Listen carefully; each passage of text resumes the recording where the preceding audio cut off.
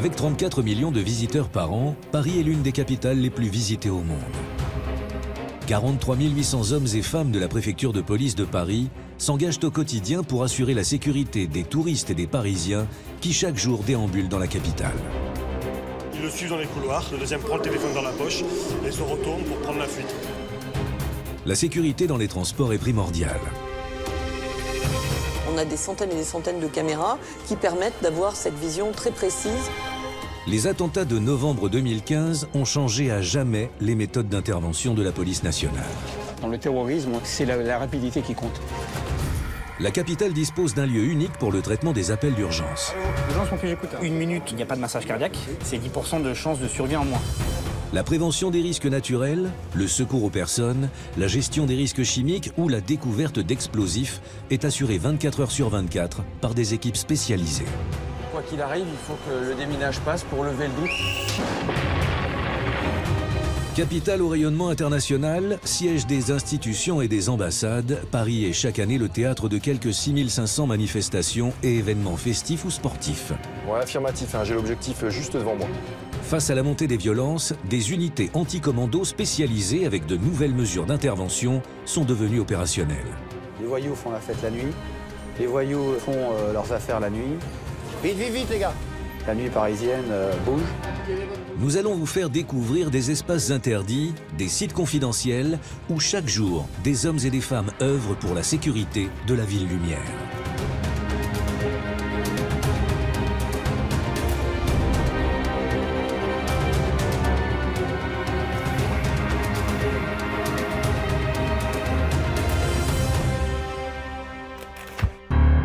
Avec 2 200 000 habitants, Paris est l'une des capitales les plus visitées au monde. Paris occupe également une place prépondérante dans le milieu de la mode, du luxe et de la finance. Avec une fréquentation touristique en hausse, la densité de ces réseaux de transport en fait un point de convergence pour les déplacements nationaux et internationaux. La capitale possède un dispositif de secours et de sécurité avec des unités opérationnelles 24 heures sur 24 et 7 jours sur 7, quels que soient les risques. Un défi pour tenir à distance les menaces qui planent au-dessus des grandes capitales de la planète. Les enjeux de sécurité au sens le plus large du terme, la sécurité du quotidien, la prévention, la lutte contre le risque terroriste, la protection de nos grandes institutions, la gestion des grands événements de voie publique, ne l'oublions pas non plus, l'organisation des secours. Et ça à l'échelle de Paris, intramuros, à l'échelle aussi de Paris, de la petite couronne, près de 7 millions d'habitants, et pour le préfet de zone que je suis, à l'échelle aussi de la région d'Île-de-France. Pour assurer la sécurité du public, la préfecture de police de Paris dispose de plusieurs salles de contrôle. Opérationnelle de jour comme de nuit, celle de la DESPAP surveille au quotidien Paris et les départements sous sa responsabilité.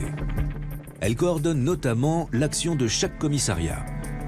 Ici, c'est bien le centre névralgique de la préfecture de police. Tout ce qui concerne la sécurité publique est décidé dans cette salle via le cabinet du préfet de police et notre directeur. Et cette information concernant le colis suspect invalide.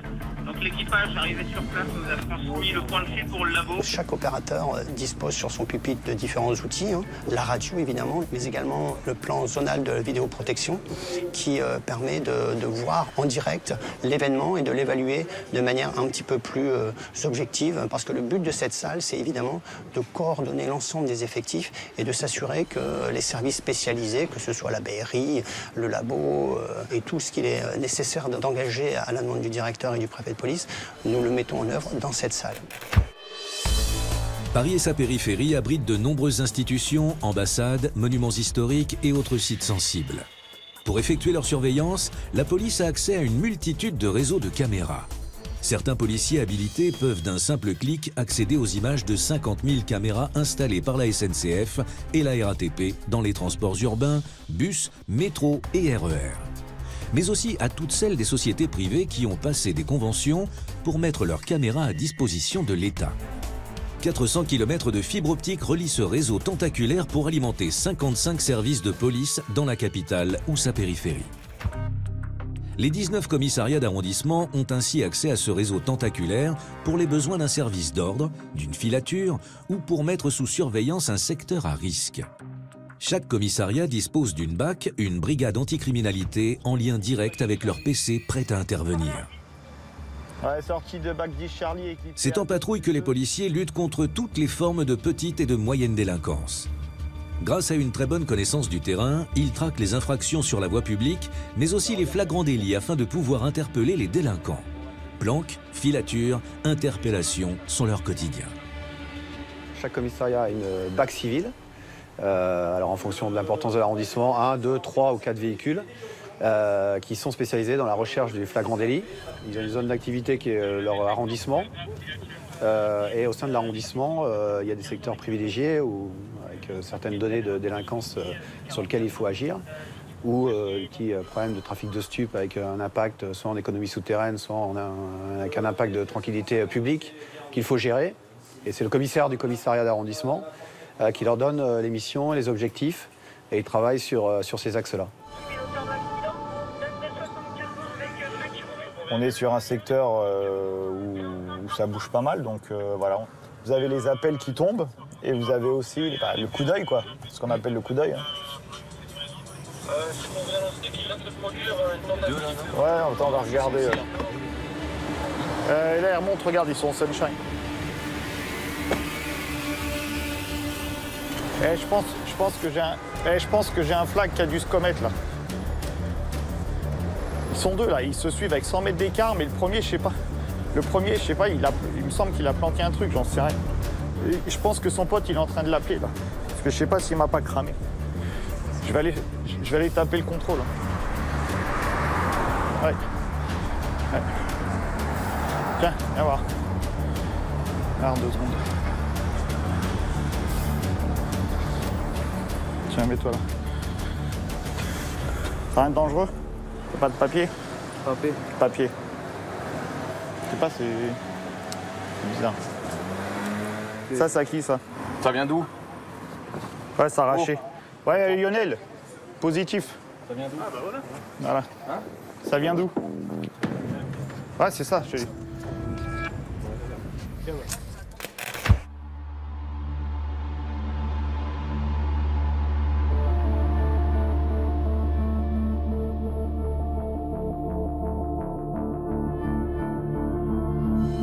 Paris, la ville qui ne dort jamais.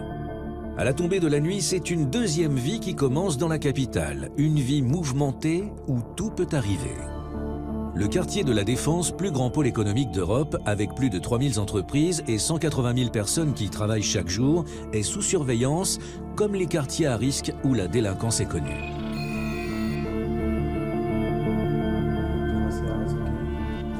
Les voyous font la fête la nuit. Les voyous font leurs affaires la nuit. La nuit, il y a une espèce de désinhibition avec l'effet de l'alcool, des stupes. La nuit, c'est festif sur Paris, donc une multitude de données qui fait que la nuit parisienne bouge. Tous les commissariats ont une BAC de nuit, 1 ou 2 véhicules en fonction de l'importance de l'arrondissement. Et ils travaillent sur les objectifs locaux de leur arrondissement. Flagrant délit, stupes, agression. Vol avec violence. Pour renforcer ces 20 BAC de nuit d'arrondissement et sécuriser les soirées parisiennes, la brigade anticriminalité de nuit BAC 75N a été créée en 1993. La BAC 75N, c'est une unité de soutien qui travaille soit de manière individuelle au sein des arrondissements en renfort sur des sécurisations particulières et qui recherche le flagrant délit, en tenue, comme la mienne. Pourquoi en tenue? Parce qu'en plus de cette mission de recherche du flagrant délit et de soutien aux BAC et autres effectifs d'arrondissement, on peut les regrouper sous mon autorité et celle des officiers en petite unité constituée, un peu comme une petite CRS, capable d'intervenir sur un événement grave de violence urbaine, de maintien de l'ordre et d'agir en conséquence.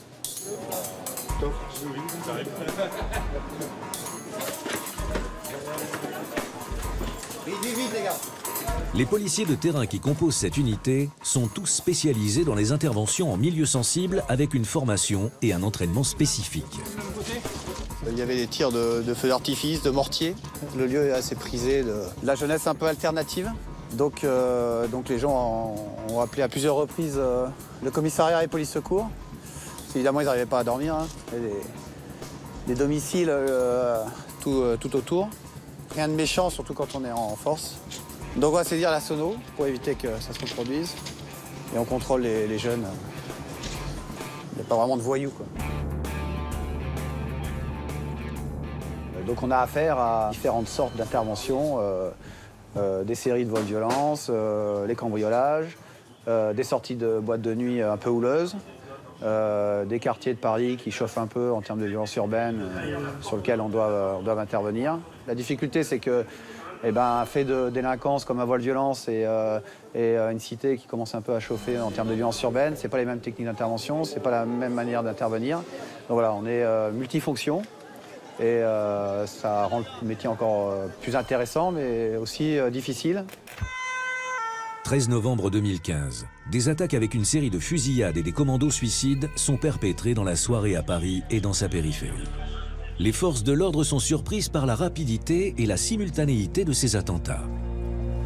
Pas équipées pour répondre aux tirs de fusil d'assaut, les brigades anticriminalité doivent attendre l'arrivée des équipes d'intervention. Le bilan officiel des victimes fera état de 130 morts. Ces attentats sont les plus meurtriers perpétrés en France. Au vu de l'expérience que l'unité d'ailleurs a vécue, puisqu'elle est intervenue en première ligne sur le Bataclan, et face à une attaque aussi soudaine qu'imprévue et brutale, on a déjà eu d'importantes avancées en termes de matériel, puisqu'on nous a équipés en protection balistique, c'est-à-dire un bouclier balistique qui résiste aux balles tirées par des fusils d'assaut, pour résumer. On a également eu des casques balistiques et un fusil d'assaut, le G36, qui permettait d'avoir une réponse à la hauteur de l'armement des terroristes. En patrouille chaque nuit, cette unité est en mesure d'agir rapidement pour sécuriser un lieu avant l'arrivée des unités d'intervention antiterroriste. Comme dans le quartier de l'Opéra, lorsqu'un assaillant a tué un passant au couteau et en a blessé 4 autres avant d'être abattu par les policiers. Toujours en mouvement, cette unité est en première ligne lors des différents événements qui marquent les nuits parisiennes. On fait des simulations avec les pompiers. La BRI nous a apporté son savoir-faire et nous forme régulièrement encore.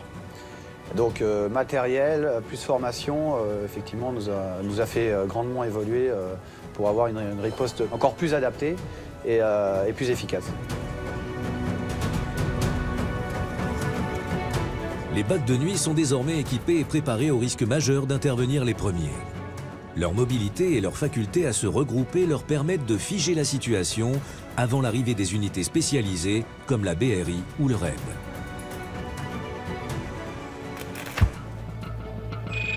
Banlieue parisienne. Des unités d'intervention de la préfecture de police de Paris sont rassemblées. Un exercice commun est en préparation. Brigade anticommando, compagnie de sécurisation, pompiers et services de secours sont en alerte sous le commandement de la BRI. Un kamikaze a pris des otages dans un bus. On a donc une prise d'otage et ce qu'on a ajouté comme difficulté, c'est une dimension, nous ce qu'on appelle une dimension NRBC, c'est-à-dire une attaque avec des produits chimiques. Les compagnies de sécurisation interviennent en premier pour assister les victimes et sécuriser les abords. On sait qu'on peut avoir ce risque-là, on l'a vu dans le passé. Des attaques au sarin, par exemple, au Japon. Donc on se prépare à ce type d'attaque.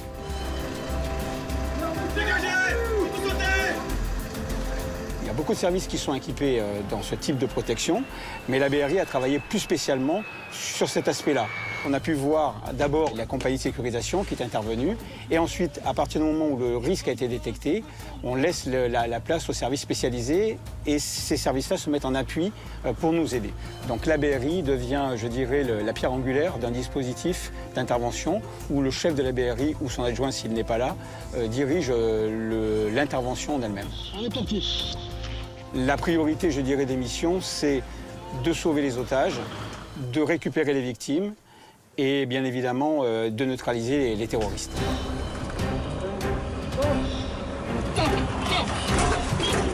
C'est maintenant à la BRI d'intervenir avec ses différents groupes techniques qui utilisent un armement et des moyens spécifiques comme un robot à roulettes équipé d'une caméra. On a un groupe technique qui travaille sur ce qu'on appelle la R&D, la recherche et développement, et on essaie d'avoir le matériel le plus pointu possible. Le but du jeu étant de pouvoir apporter un appui important aux groupes qui sont en intervention.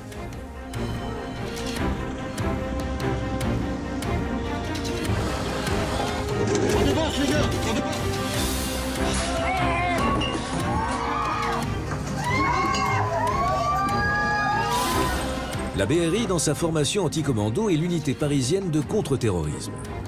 À ce titre, ses personnels se forment en continu à des interventions pointues, mettant en œuvre un niveau particulièrement élevé de compétences, tant d'un point de vue opérationnel que technique, avec emploi de drones et l'utilisation d'armements spécialisés. Dans le terrorisme, on a pu le voir, c'est la rapidité qui compte. La BRI est le seul service qui allie mission d'intervention en situation de crise et mission de police judiciaire, surveillance, identification et filature. Située sur l'île de la Cité au cœur de Paris, dans le mythique 36 quai des Orfèvres, la BRI, plus connue sous le nom d'Antigang, est l'une des brigades centrales de la direction de la police judiciaire parisienne. Pionnière, elle s'est forgée au fil des affaires des compétences et un savoir-faire qui inspirent la création de l'unité d'élite d'intervention du RAID en 1985. Aujourd'hui encore, elle mène de front lutte contre le grand banditisme et intervention en situation de crise. Les origines de ce service, c'est dès 1964, à l'initiative d'un de nos aînés, François Lemoyle, qui a eu l'idée de prendre le problème judiciaire à l'envers, notamment les braqueurs. C'est-à-dire qu'auparavant, on attendait qu'un braquage soit commis et ensuite on investiguait pour déterminer qui était monté au braquage, les interpeller, les présenter devant un magistrat. Et il a eu l'idée lumineuse de se dire on va se mettre derrière et on va les monter en flagrant délit. Depuis sa création, la BRI s'est illustrée dans la lutte contre le grand banditisme, dans la libération d'otages ou dans l'intervention à l'occasion d'attentats. Le service a été maillé par de très très belles affaires, la libération du banquier Mallet, l'enlèvement du baron Opin, la neutralisation de Messrine. Voilà, donc c'est un service qui à l'origine a un ADN judiciaire. Donc une partie de notre travail, aujourd'hui la moitié de notre travail, consiste à faire des filatures surveillance en vue de faire des flagrants délits.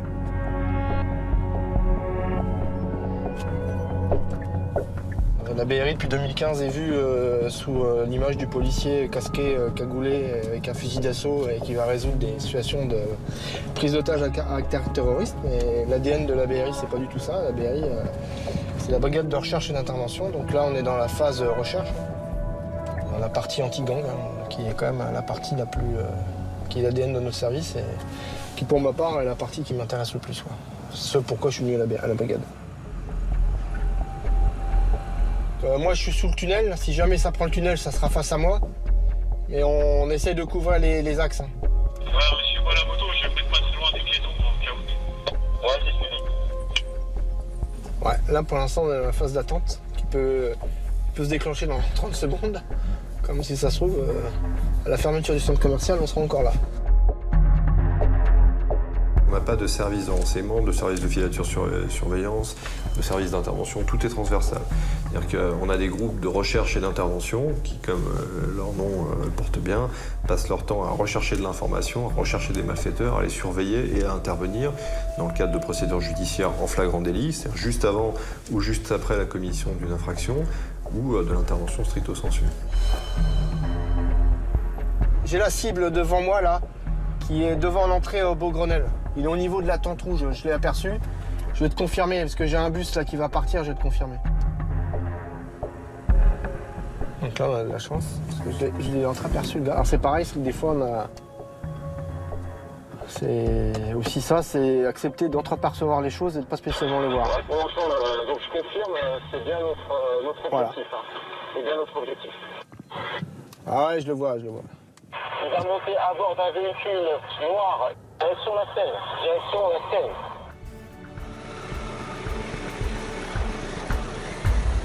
Ouais, affirmatif, j'ai l'objectif juste devant moi.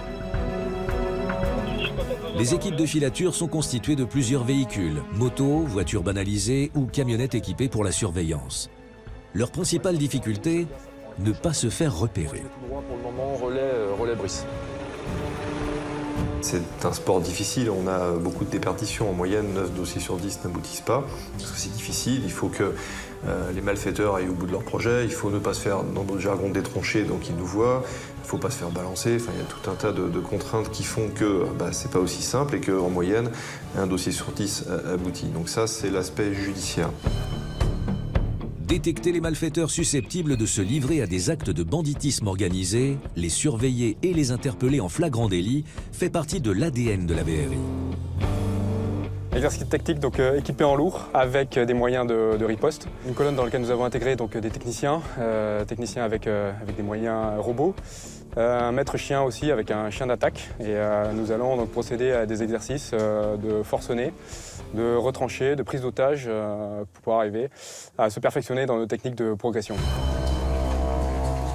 Les enquêteurs de la BRI sont ainsi prêts à s'engager dans un affrontement armé avec des individus extrêmement dangereux.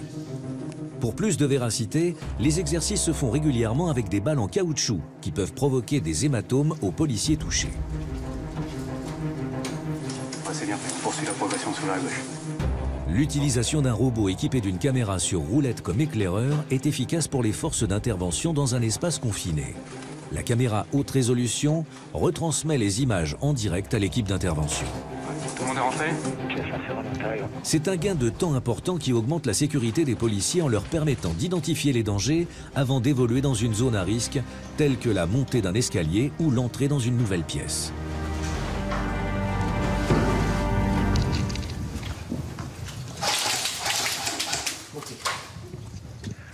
Tango, tire. Partie à droite. Ok, en riposte, on se protège. On va envoyer le chien et pénétrer à l'issue. On envoie le chien en pénétrer. Une fois l'agresseur repéré, le chien d'attaque est dirigé grâce à un laser qui lui indique la pièce où est retranché l'assaillant. Fort d'une centaine d'hommes, la BRI peut compter sur un renfort de 350 policiers spécialisés dans sa configuration anti-commando. Individu neutralisé, interpellé. Paris abrite de nombreuses institutions, ambassades, monuments historiques et autres sites sensibles. Elles sont chaque année le théâtre de plusieurs milliers de manifestations et d'événements festifs ou sportifs.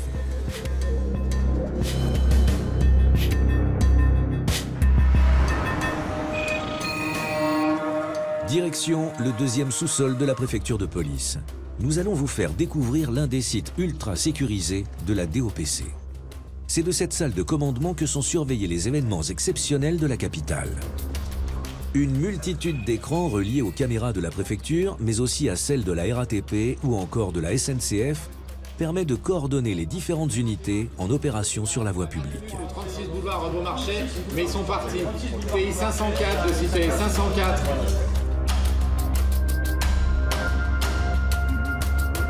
Cette salle, c'est le centre commandement, le point névralgique qui est chargé de suivre en temps réel tous les événements qui se passent sur Paris et la région parisienne, le Grand Paris. Et notamment, les événements qui m'intéressent plus particulièrement sont liés au Mosovo, le maintien de l'ordre, les services d'ordre et les voyages officiels. C'est d'ici que partent les ordres des différentes unités présentes sur les lieux. Police, gendarmerie, services de renseignement et services judiciaires coordonnent leurs équipes sur place.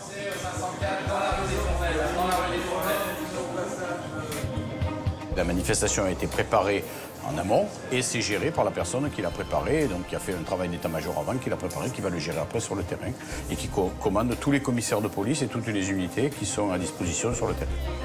De la simple revendication d'une dizaine de personnes aux manifestations de masse, c'est plus de 2500 regroupements par an que la DOPC doit encadrer. Les forces opérant sur le terrain doivent être prêtes à intervenir à tout moment.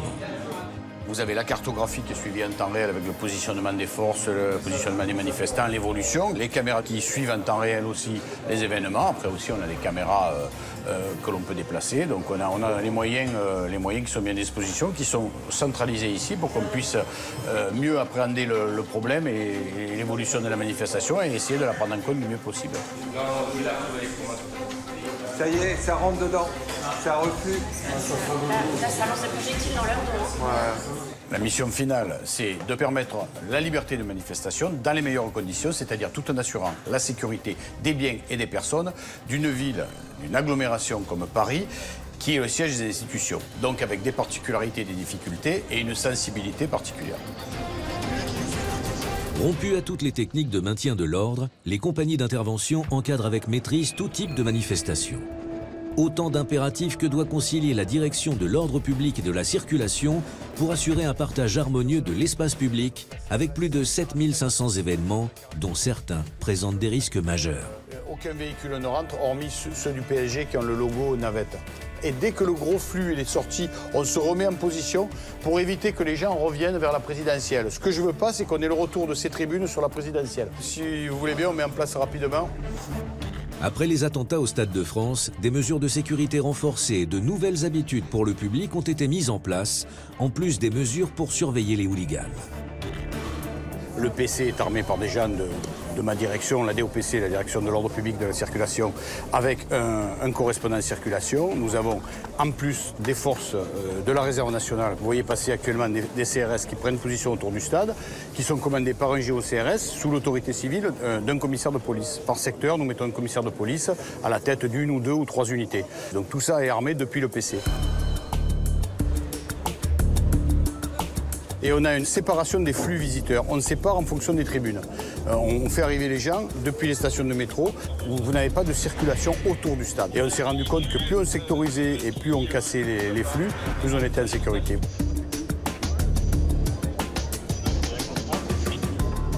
La zone qui est dans votre dos, c'est la zone d'arrivée des VIP et des bus de joueurs, donc zone sensible qui est encore plus contrôlée. Ne rentrent sur cette esplanade que des véhicules qui ont été contrôlés. Le dispositif mis en place est exceptionnel, aussi bien pour la sécurité des spectateurs que celle des joueurs.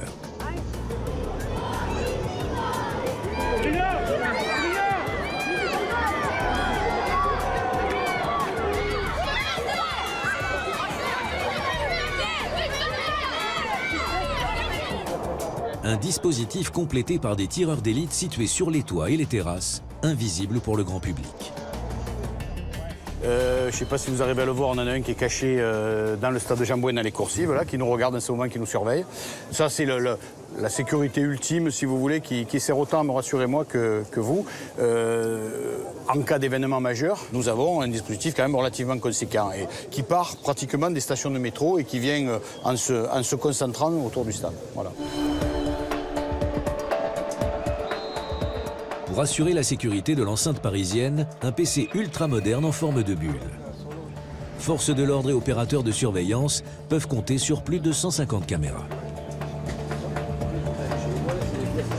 Ici, c'est un PC à commandement unique qui regroupe toutes les unités et toutes les entités qui travaillent sur le dispositif sécurité. Vous avez d'abord la partie sécurité privée, c'est-à-dire le PSG, avec la gestion caméra, la gestion par les opérateurs et par le coordonnateur, la gestion de toutes les équipes de sécurité, les agents d'accueil, la palpation, les équipes d'inter en tribune, les équipes pelouse que vous avez. C'est 800 agents de sécurité sur un match en moyenne. Sur un match à peu près normal, c'est quand même assez conséquent. C'est géré depuis cette partie. Sur l'autre côté, vous avez la partie police avec tous les participants police, la garde républicaine qui assure des patrouilles à cheval, le correspondant CRS qui assure la coordination des unités mises à notre disposition, l'opérateur caméra, le chef de salle, le correspondant circulation.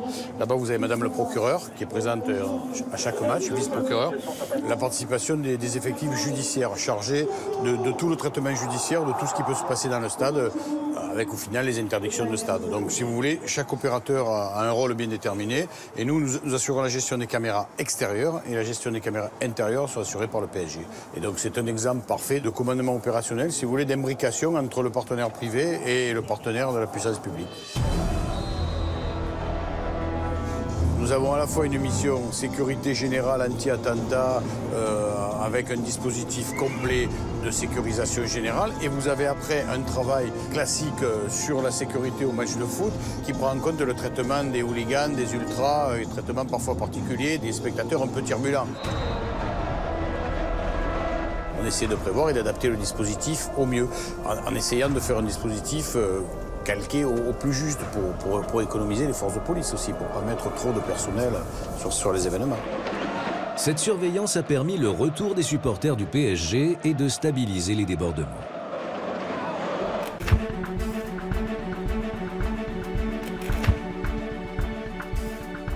Paris est le premier port touristique mondial avec plus de 8 millions de passagers par an. Quai Saint-Bernard, QG de la brigade fluviale, l'unique commissariat flottant de France. On est un service qui effectivement a une dualité de mission et c'est un petit peu l'originalité de l'unité avec des missions de secours que nous faisons donc en complémentarité avec les pompiers.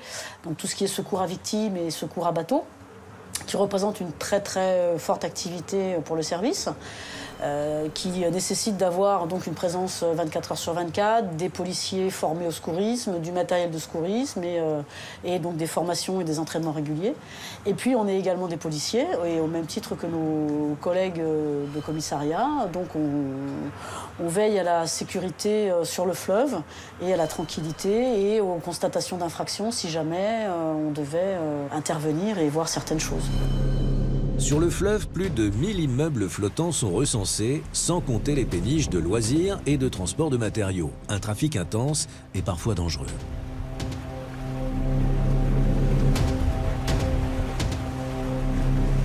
Le premier danger, c'est quand il y a beaucoup de navigation, il y a beaucoup de bateaux qui se croisent et qui peuvent éventuellement se heurter ou heurter les ouvrages d'art, les ponts.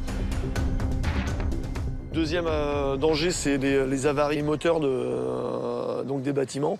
Ils peuvent vite arriver sur un pont et ne pas pouvoir passer, pas pouvoir gérer le passage du pont et toucher l'ouvrage.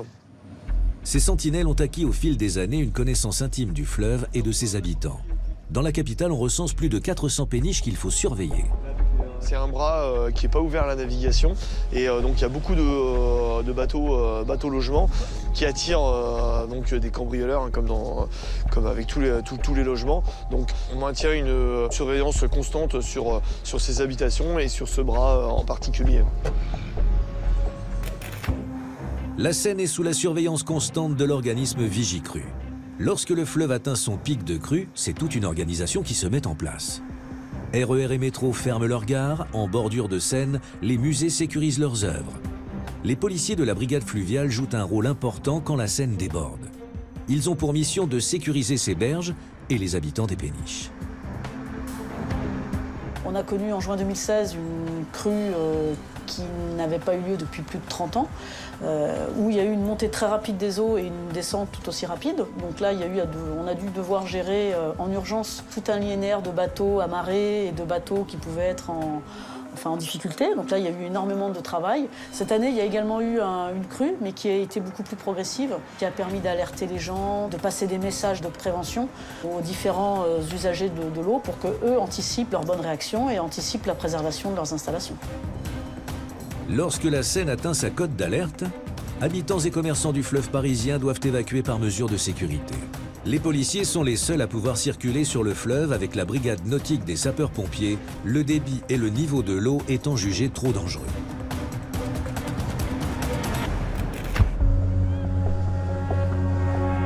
L'été, le soir venu, les quais s'animent dans de nouveaux lieux de fête et de détente. Alors la fête de la musique, c'est pour nous la journée ou la nuit la plus chargée de l'année parce qu'effectivement, c'est une nuit où il y a énormément de monde dehors et à partir d'un certain moment, l'alcool aidant fait qu'on a beaucoup de gens qui décident d'aller à l'eau, en sachant bien sûr que c'est interdit et très dangereux.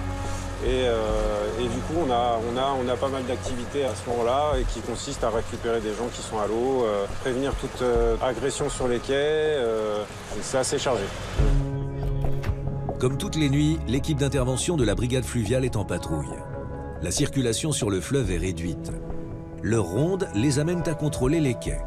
Un appel les informe, pont de Bercy, un homme est tombé à l'eau. L'homme a réussi à regagner la rive, coincé contre la paroi du quai. Trempé, il est à bout de force. Monsieur, là.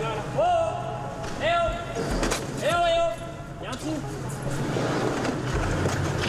Monsieur, oh, eh oh, Monsieur, restez avec nous, hein. Monsieur, reste avec nous. Tu peux pousser 1, 2, 3. Allez, on appuie. Allez, asseyez-vous là. Arrivés sur place, les sapeurs-pompiers prennent le relais. Oh, monsieur, il est en train de partir. Oh là, qu'est-ce qui s'est passé là? Vous avez pris quelque chose d'autre ou pas? Vous l'avez vu glisser ou pas? L'homme encore choqué est transporté à bord de leur embarcation au QG de la brigade fluviale. Les pompiers le placent sous assistance médicale et le conduisent à l'hôpital le plus proche. Chaque année, les plongeurs de la brigade fluviale sauvent plus d'une centaine de personnes de la noyade. Sur la même période, ils repêchent également une quarantaine de corps, pour la plupart des suicidés. Autre mission, la sécurisation du fleuve lors de visites officielles. Ce jour-là, le président de la Côte d'Ivoire, Alassane Ouattara, doit rencontrer les plus hautes autorités françaises. La délégation se pose en hélicoptère aux Invalides. Et le cortège se dirige vers l'Élysée. Le visiteur représente une cible potentielle pour des activistes. Les services de sécurité sont sur le qui-vive. En cas de déplacement de personnalités à proximité du fleuve, la brigade fluviale assure une sécurisation nautique pour parer à tout incident à proximité du fleuve. Ensuite, il se peut que des personnalités politiques se déplacent sur le fleuve, aient besoin de se déplacer sur le fleuve, et nous assurons à ce moment-là l'encadrement de ces services d'ordre en partenariat avec les services de protection des personnalités et d'autres compagnies d'intervention.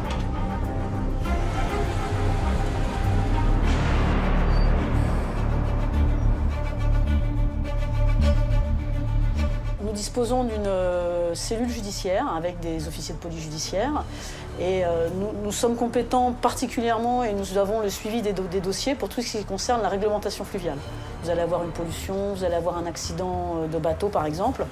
Nos enquêteurs vont complètement mener l'enquête et proposer des conclusions au parquet. Enfin voilà, on est sur une enquête complète.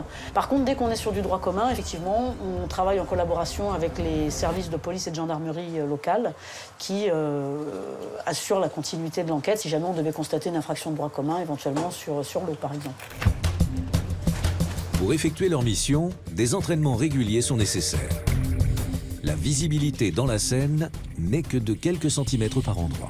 On va pouvoir intervenir à la demande des services de police, mais si jamais il devait y avoir par exemple une recherche d'objets de délit ou d'armes ayant servi à la commission d'une infraction, le service enquêteur nous demande une recherche subaquatique, nous détermine la zone de recherche et effectivement ensuite on met en place différents moyens de prospection qui peuvent durer parfois plusieurs jours pour rechercher du petit couteau qui a servi dans un homicide, au coffre-fort qui a pu être jeté par les voleurs. Voilà. On est à la disposition des services enquêteurs pour toutes leurs demandes dans la mesure où elles sont réalisables techniquement pour nous. La brigade fluviale est équipée d'un sonar permettant des recherches plus approfondies en milieu subaquatique. Cet appareil facilite la recherche d'épaves, d'objets, voire de corps, sur de vastes aires immergées. Il a permis de cartographier une partie de la Seine où reposent plusieurs véhicules qui ne représentent pas de danger pour la navigation. Et en cas de crue, il épaule les plongeurs quand la visibilité est nulle.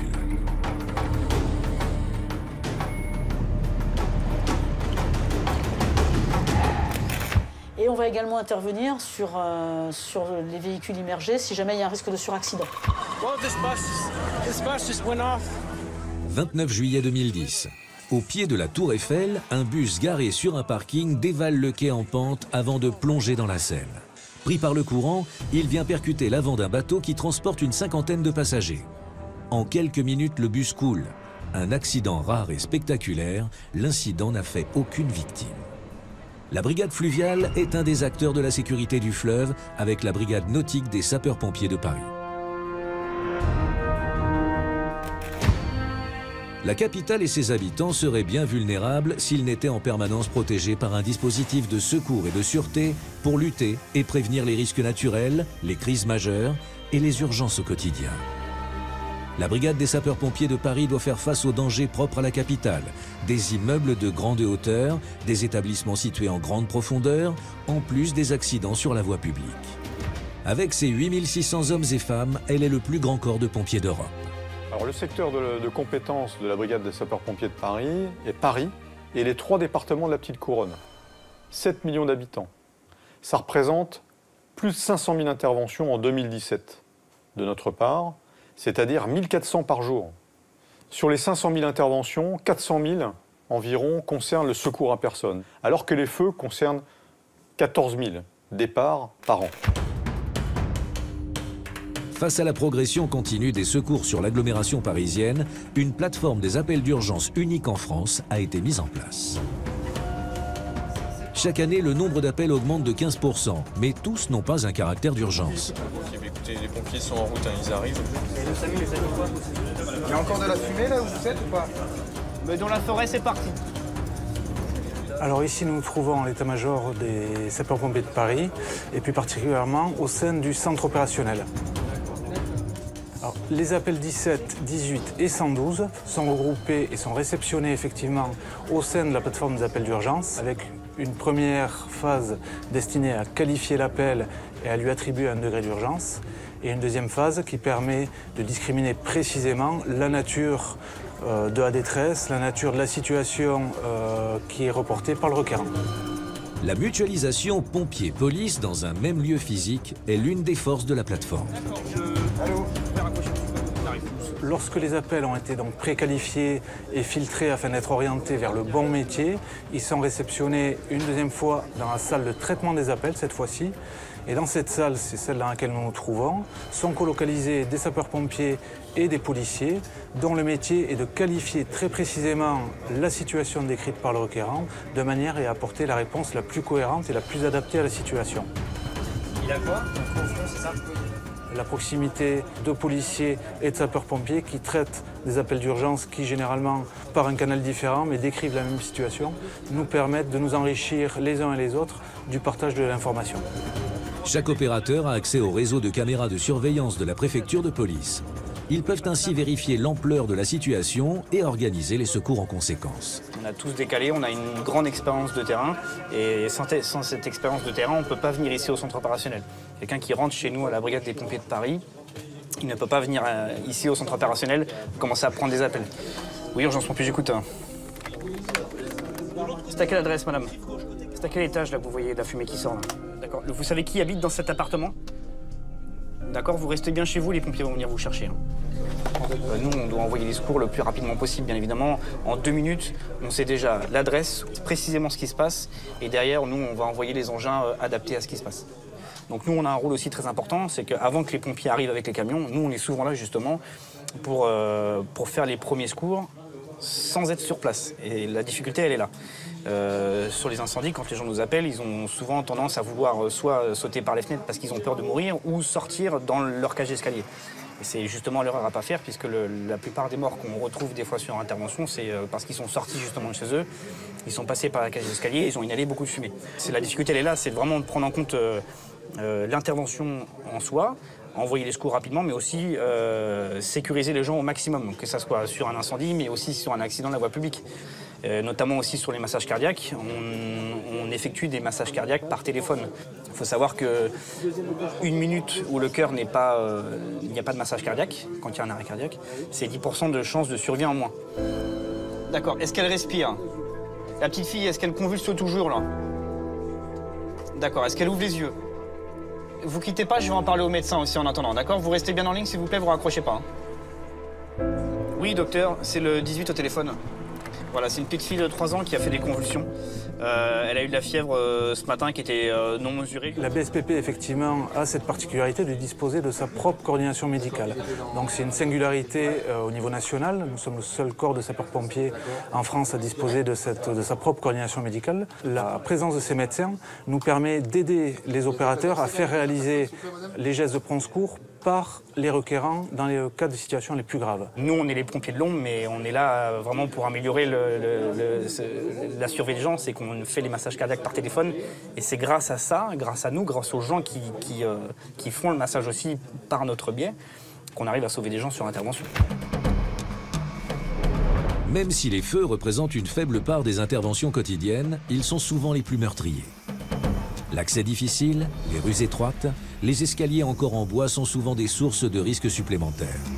La mise aux normes des immeubles anciens de la capitale n'est pas toujours réalisée.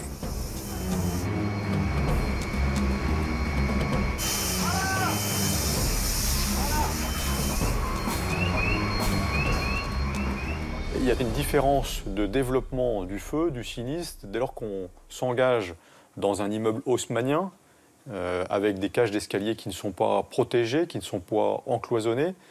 Alors que le feu va se développer et l'évacuation de la population va pouvoir se faire plus facilement si on se trouve dans un immeuble plus moderne, avec des cages d'escalier encloisonnées, avec un système de prévention établi, un système d'alarme. Il s'agit pour le sapeur-pompier d'adapter sa réponse, les moyens techniques, s'adapter à l'infrastructure, et sa réponse tactique, le nombre d'engins, le type d'équipe qui va pouvoir intervenir en hauteur ou en souterrain. C'est pour cette raison que depuis peu, on étudie et on utilise la robotique pour pouvoir préserver la ressource humaine, engager ce robot qui va nous donner un certain nombre d'informations avant d'engager le pompier qui, lui, va finir à l'extinction. Paris, 5 h du matin. Sur une grande artère de la capitale, un immeuble haussmannien est en flammes. Plus de 200 sapeurs-pompiers sont dépêchés de toutes les casernes. Ils s'attachent en priorité à l'évacuation des habitants avant de s'attaquer au feu. Grâce à leur rapidité, il n'y aura que 7 blessés légers. 2 jours plus tard, les spécialistes feu du laboratoire central de police scientifique de Paris entrent en action. Dépêchés par l'officier de police judiciaire chargé de l'enquête, ils doivent déterminer si l'incendie est criminel ou accidentel. Le laboratoire central de la préfecture de police, c'est la direction d'appui scientifique et technique auprès du préfet de police. Donc nous sommes là pour, dès que l'un des services de la préfecture de police a besoin d'un appui scientifique et technique, apporter ou essayer d'apporter une réponse, soit nous en direct, soit en trouvant des partenaires capables de le faire. Premier objectif pour les enquêteurs, avoir la version des pompiers présents lors du sinistre, essayer de trouver la zone de départ du feu et détecter si des produits inflammables ont été répandus. En cas d'incendie, nous avons une équipe de permanence qui s'appelle la permanence générale, qui peut être appelée soit par la police, soit par les pompiers, en fonction de l'enjeu sur place, pour participer à l'investigation liée à ce feu, et notamment pour comprendre les causes du feu, pour savoir si c'est un feu criminel, un feu accidentel. Si c'est un feu criminel, aider les forces de police à prendre une première direction de leur enquête. Le laboratoire central de la préfecture de police de Paris est unique en France. Chimistes, ingénieurs et informaticiens travaillent sur les enquêtes criminelles de la capitale. Les échantillons récoltés arrivent au laboratoire Expertise Feu. La traque aux produits inflammables commence. Elle pourrait prouver un geste meurtrier. Dans les cendres, même après incendie et intervention des sapeurs-pompiers, on arrive quand même à retrouver des quantités très faibles de produits pour démontrer le caractère criminel de l'incendie. Créé en 1878 à Paris, le labo regroupe 200 experts en 3 pôles d'intervention, l'incendie, l'explosif et le chimique. Le risque chimique, il est multiforme et nous nous sommes organisés pour être capables de répondre à une couverture la plus large possible du risque chimique. On a une technique d'intervention en 2 temps. D'une part, on a un camion laboratoire qui peut être déployé sur le terrain pour faire des analyses au plus près. Et d'autre part, nous sommes capables de ramener des prélèvements au laboratoire pour faire des analyses plus précises d'autres espèces chimiques ou alors quand on est en dessous des seuils correspondant à ce qu'on est capable de détecter sur le terrain. 24 heures sur 24, le laboratoire central met des équipes d'intervention à la disposition des autorités de police parisiennes. Il y a une partie du laboratoire qui intervient, donc notamment dans le cadre de perquisitions, si on veut identifier des laboratoires clandestins ou des filières de synthèse d'explosifs particuliers. Alors, le laboratoire explosif, l'objectif, c'est de rechercher sur les vestiges de l'engin explosif ou sur la surface à proximité, disons, du siège de l'explosion, les traces d'explosifs qui pourraient encore être détectées pour identifier la nature chimique du produit utilisé. Un distributeur de billets de la Poste attaqué à l'explosif. Charge préformée pour ouvrir le distributeur de billets. Je fais l'extérieur pour voir s'il n'y a rien. Et après, je regarderai à l'intérieur pour voir s'il n'y a pas un détonateur, un truc qui traîne. Hein. Une équipe d'experts en explosifs est sur place. Elle sécurise les lieux et cherche à prélever les traces et débris de l'engin qui a servi à ouvrir le distributeur. Celui-ci a été découpé par la charge explosive, il ne reste plus qu'un trou béant. Toi, ça a découpé les 3/4, mais il y a une partie qui n'a pas bien fonctionné. Donc ce qui ressemble constituant de ce cadre-là, c'est des éléments qui est là. J'ai peut-être un petit éclat là, un petit éclat là, et un fil là-bas. Cette section du laboratoire est spécialisée dans l'analyse des substances explosives, qu'elles soient d'origine criminelle ou terroriste. À partir de ces conclusions, les recherches peuvent orienter les enquêteurs vers tel ou tel groupuscule ou truand. Les équipes de déminage du laboratoire sont chargées de transporter les substances explosives découvertes dans la capitale. Quand un colis suspect est découvert, une équipe du laboratoire central est envoyée sur place. Les démineurs doivent être en mesure d'intervenir en moins de 15 minutes sur le lieu de l'opération, quelle que soit la circulation. Les équipes sur place ont sécurisé les lieux. Une bouteille de gaz suspecte a été découverte sur un trottoir. C'est comme ça à Paris. Donc, quoi qu'il arrive, il faut que le déminage passe pour lever le doute sur cette bouteille. Et ensuite, ça fera l'objet d'un enlèvement. Face à la menace terroriste, les démineurs sont de plus en plus sollicités pour assurer le désamorçage ou la destruction de tout engin susceptible d'exploser. Paris, région capitale, a des enjeux de déminage extrêmement forts. Nous faisons environ 2500 interventions par an sur des colis, des véhicules, des objets suspects. 2500 interventions par an, c'est à peu près 7 par jour.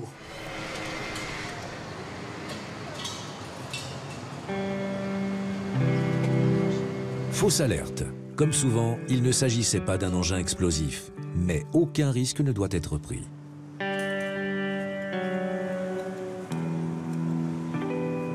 Le niveau de menace extrêmement élevé que nous vivons depuis 2015 a conduit en fait à 2 évolutions majeures. Amélioration des méthodes pour faire face à un risque accru. Amélioration des méthodes en protection et amélioration des méthodes de neutralisation des engins suspects, voire même des engins plus que suspects, des engins avérés. Donc là, on va faire usage d'explosifs en fait pour pouvoir faire une première action sur le colis.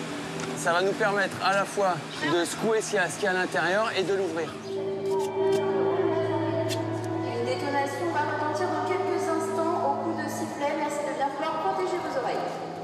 Que ce soit dans les aéroports, les gares ou sur les rails de chemin de fer, leurs interventions sont de plus en plus fréquentes.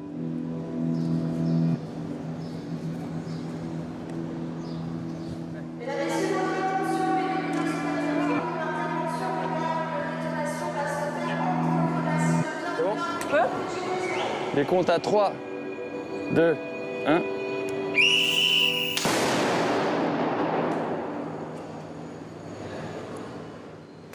Les démineurs sont équipés d'une panoplie de moyens, d'une espèce de boîte à outils avec différents moyens, des tenues particulières, des moyens d'intervention à distance, etc. En fonction de leur analyse de la situation, de l'analyse du risque, des éléments de contexte, ils vont sur le terrain au plus près du besoin choisir le moyen qui est le plus adapté à la menace rencontrée. Robot lanceur de projectiles sous haute pression, système de contrôle au rayon X qui permet de ne pas détruire l'objet suspect, ces dispositifs font partie des techniques de plus en plus sophistiquées mises au point grâce aux informations récupérées sur les zones de conflit. Ça, c'est l'accumulateur. Alerte dans une station de métro. À cette heure d'affluence, évacuer une station, c'est bloquer des milliers de voyageurs sur le réseau de transport. Il est important pour les démineurs d'intervenir rapidement sur un colis suspect dans un train ou une rame de métro. Dans Paris, le trafic est tel que tout arrêt a un impact économique et humain. Pour les démineurs, toute minute gagnée est importante.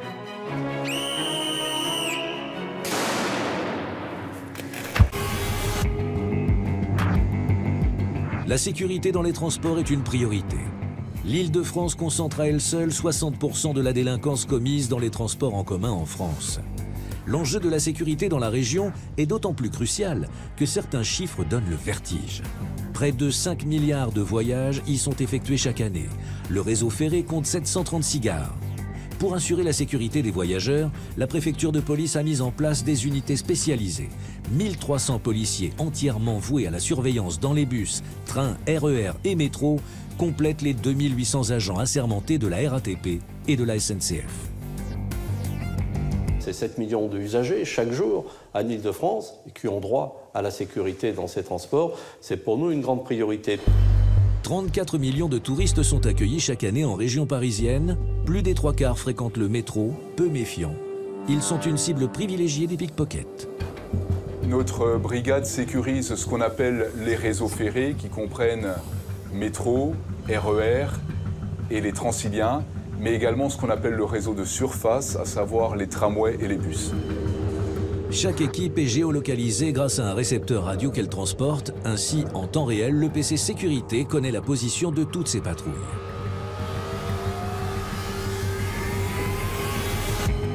Sous-sol de la maison de la RATP. C'est ici que se situe le centre d'information et de commandement opérationnel du service régional de la police des transports de la préfecture de police de Paris. C'est de cette salle ultra sécurisée que les opérateurs traquent les délinquants. Cette salle a pour vocation de traiter les événements qui tiennent à la sécurité des transports sur le périmètre de Paris, de la petite et de la grande couronne. Nous disposons dans cette salle de plusieurs technologies différentes, qui sont principalement des technologies vidéo, qui regroupent à la fois les flux fournis par la préfecture de police pour assurer la sécurité sur la capitale, mais également des caméras partenaires, nos deux principaux partenaires étant les transporteurs RATP et SNCF.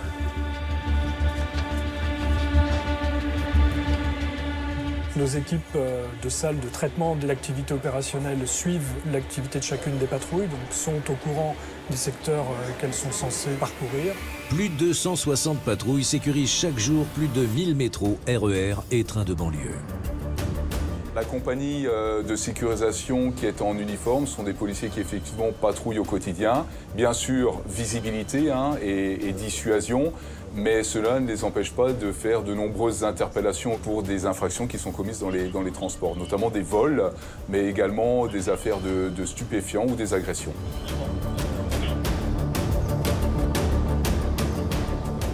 Nous avons une brigade de policiers en civil que nous appelons la BLAST. C'est les brigades de lutte contre les atteintes à la sécurité des transports.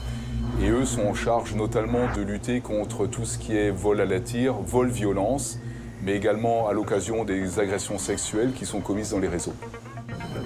Attention à la marche en descendant du train. Please mind the gap between the train and the platform. C'est en civil que les policiers traquent les pickpockets.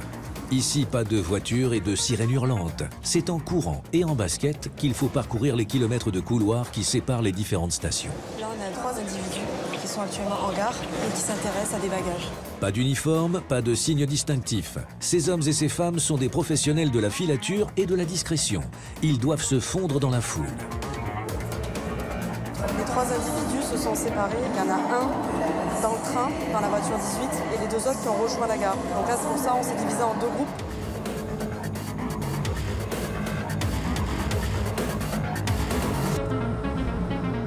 La première équipe vient d'interpeller.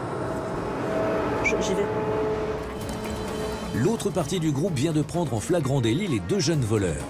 Ce n'est que partie remise pour le dernier qui est monté dans le train. Il a bien été identifié.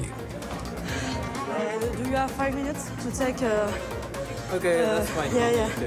Because we need your declaration on paper. Okay.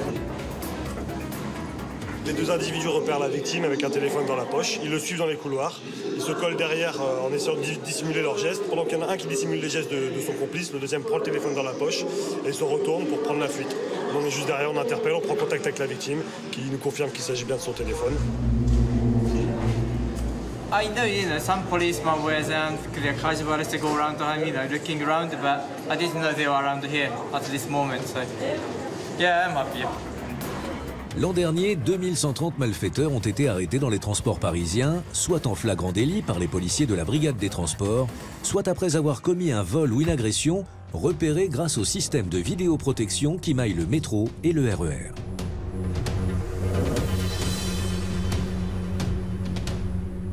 La cellule de vidéopatrouille a pour mission de détecter des profils à risque de personnes susceptibles de commettre des vols, principalement. Cette unité a à sa disposition des effectifs qui sont dédiés en surface dans un véhicule et qui sont pilotés directement par les opérateurs vidéo qui assureront le suivi des individus suspects jusqu'à leur interpellation. Pour cela, il faut avoir une grande expérience du terrain, connaître les emprises des transporteurs et également avoir une grande dextérité dans la manipulation des outils informatiques qui sont mis à notre disposition de manière à pouvoir constater un fait du début jusqu'à la fin. Les transports, qu'ils soient souterrains ou en surface, sont une priorité pour la vie des Parisiens. Chaque jour, plus de 4 millions de déplacements motorisés sont effectués entre Paris et sa banlieue et plus de 3 millions dans la capitale. Le périphérique, avec ses 35 km, cumule à lui seul 1,2 million de véhicules par jour. Sous les pavés de l'île de la Cité, la préfecture de police dispose d'une unité chargée de fluidifier la circulation. Elle met en œuvre des plans de gestion quotidienne du trafic sur Paris. C'est l'une des missions les plus essentielles pour maintenir une forme d'entente entre automobilistes, cyclistes et piétons dans les rues parisiennes. Alors vous êtes ici dans la salle d'information et de commandement régional circulation, donc comme son nom le dit très bien déjà, chargé de la régulation de la circulation et aussi de la coordination de tous les plans, plan neige, plan crue, plan pollution et tous les événements à caractère régional. Donc il y a un kit de 39, il y a le 208 qui va venir à votre niveau pour vous renforcer. Donc on a une compétence globale sur l'agglomération parisienne, capitale et petite couronne, et aussi une compétence sur les axes structurants, là uniquement du préfet de police, en grande couronne. Ce qui fait un terrain de jeu qui est quand même assez important, 1700 km, sur lequel on doit agir en matière de circulation, et on va surveiller avec notre réseau de caméras PZVP, on va surveiller la capitale. Et à partir de là, on va donner des instructions aux effectifs sur le terrain. C'est reçu. Il faut absolument que... Chaque fois qu'un problème est détecté, une équipe est dépêchée pour rétablir la fluidité du trafic. En cas d'incident majeur, la circulation sera déroutée pour laisser les voies libres aux services de secours et aux forces de police. Dégage dans de meilleures conditions. On a des centaines et des centaines de caméras qui permettent d'avoir cette vision très précise. Les effectifs du Centre d'information et de commandement régional circulation utilisent un certain nombre d'outils. Donc vous avez le SURF, qui est un outil de la ville de Paris, et vous avez le Citadin, qui est un outil régional de la DIRIF. Alors le SURF, ça veut dire système urbain de régulation des flux. Et ce système permet de voir quels sont les axes. Bon, vous voyez, là, c'est surtout le boulevard périphérique côté sud. Quels sont les axes donc, qui ont besoin d'une intervention de nos services. Dans une salle adjacente, 48 grands axes parisiens et 8 carrefours sont particulièrement surveillés. Cette unité de vidéo-verbalisation a été créée en fait pour aider à la fluidification de la circulation, car elle est chargée surtout de faire le contrôle des infractions au stationnement et à la circulation dans les voies réservées, c'est-à-dire dans les voies bus. Puisque actuellement, si la voie bus ne circule pas, le bus est obligé de sortir de sa voie bus et il va encombrer les fils de circulation générale, les taxis de la même manière et les cyclistes aussi vont être obligés de sortir de la voie bus et prendre des risques en étant sur les autres voies. Caractérisé par la densité de ses équipements urbains et de ses réseaux de transport, le bassin économique d'Île-de-France concentre un grand nombre de risques naturels, industriels, technologiques et sanitaires. Pour faire face à ces périls, Paris dispose d'un centre opérationnel de zone de défense qui assure une surveillance permanente sur la capitale et ses 7 départements qui l'entourent.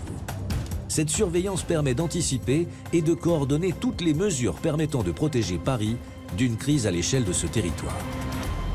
La zone de défense de Paris est comme les autres zones de défense, mais évidemment le territoire a une sensibilité particulière, une densité de population sans égale non plus, puisqu'il y a un territoire finalement assez restreint, c'est 12 millions d'habitants qui ont leur activité, leur vie quotidienne, et le préfet de zone, c'est-à-dire le préfet de police, dans la capitale, est en charge de la gestion de ces crises lorsqu'elles se produisent. À chaque fois, c'est la logique zone de défense qui doit fonctionner pour coordonner l'intervention des différents acteurs, les acteurs de la sphère publique, policiers, gendarmes, sapeurs-pompiers, mais également les acteurs privés, les acteurs économiques et bien sûr les collectivités territoriales, au premier rang desquelles les communes.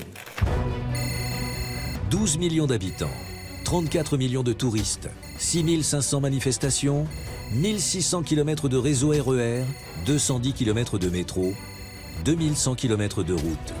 Il faut rassurer nos concitoyens, rassurer les visiteurs qui viennent à Paris. Pour autant, Paris ne doit pas devenir un bunker, c'est-à-dire qu'il faut qu'il y ait une approche équilibrée, qui soit une approche où la vigilance est de mise, mais sans tomber dans l'hystérie. Pour que Paris reste toujours Paris et que chacun puisse profiter de la liberté de circuler en toute sécurité, des hommes et des femmes assurent une veille permanente pour tenir à distance les menaces toujours plus nombreuses et variées qui planent au-dessus des grandes capitales.